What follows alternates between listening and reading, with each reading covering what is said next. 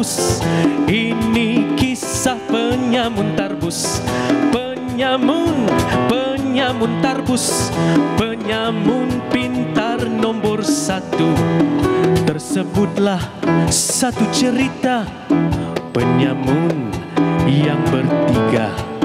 Hidup susah, tak dapat kerja alamak, tapi pandai bergaya. Satu rabun, yang satu peka, yang satu pendek pula. Berjumpa orang kaya tarbus, cuba cari fulus, tetapi mereka dihina, 1 sen tak guna. Penyamun tarbus, ini kisah penyamun tarbus. Penyamun tarbus, penyamun pintar nombor 1.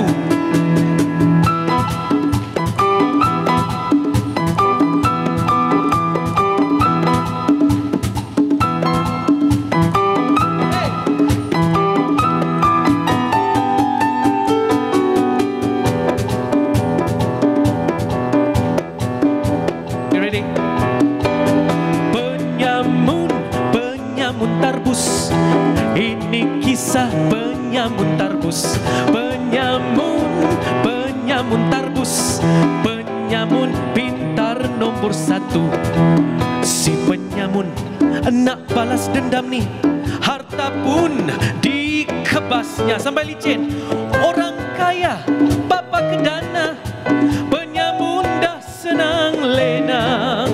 Walau pintar tipu dan auta, yang salah tetap salah. Akhirnya ai dah pecah tembelang, nasib dah malang. Penyamun bersama si kaya di dalam penjara. Penyamun tarbus, ini kisah penyamun tarbus. Penyamun tarbus, penyamun pintar nombor 1. Nyanyi. Penyamun tarbus, ini kisah penyamun tarbus. Penyamun tarbus, penyamun pintar